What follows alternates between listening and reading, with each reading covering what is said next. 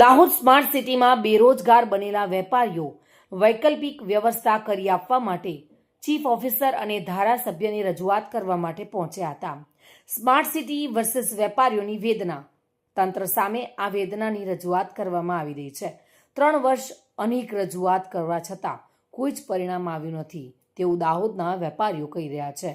દાહોદના વેપારીઓની હાલ કફોડી હાલત છે, જેના કારણે તેઓ રજૂઆત કરવા માટે ચીફ ઓફિસર અને ધારાસભ્ય પાસે પહોંચ્યા હતા.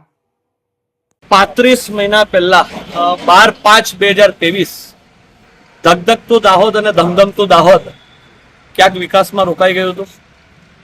જે દુકાનો, વેપારીઓ, જેમનાથી દાહોદ ઉજ્જવળ, દાહોદના લોકોને સંસાધનોની પૂરતી જરૂરિયાતો પૂરી કરતા વેપારીઓ આજે 35 મહિના પછી પણ લાચારીથી નગરપાલિકાની સામે ઊભા છીએ. પોતપોતાના ઘરનું ગુજરાન, પોતપોતાના બાળકોના ભવિષ્યની ચિંતા કરવાની સાથે આજે નગરપાલિકામાં ફરી આવ્યા છે.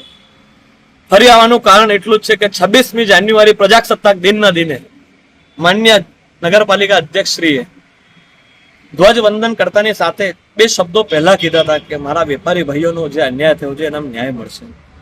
આજે એ ન્યાય મળવાની આશ 26 જાન્યુઆરી પછી મહિનો નીકળી ગયા પછી આજે નગરપાલિકામાં રૂબરૂ આવ્યા છે.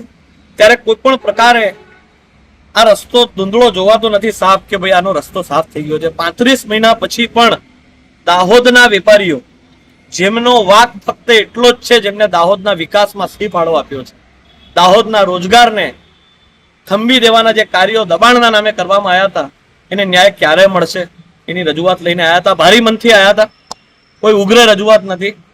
દરેક વેપારીના તમે મોં જોઈ શકો છો, એમની પરિસ્થિતિ જોઈ શકો છો, પોતાનું ઘર ગુજરાન સાથે પોતાનું જીવન કઈ રીતે વ્યતીત કરી રહ્યા છે. સ્માર્ટ સિટી કહેવાથી દાહોદ સ્માર્ટ સિટીના રંગો રોગાનથી દાહોદ ચમકી રહ્યું છે. પણ એકવાર જાણવા જેવું છે, મિત્રો સૌને વિનંતી કરીશ, દાહોદ નગરજનોને વિનંતી કરીશ કે જે સમયે વેપારીઓએ દાહોદને રોનક લાવવા માટે જે કામો કર્યા હતા, આજે વેપારીઓના ઘરે રોનક લાવવાની જવાબદારી બી દાહોદવાસીઓની છે.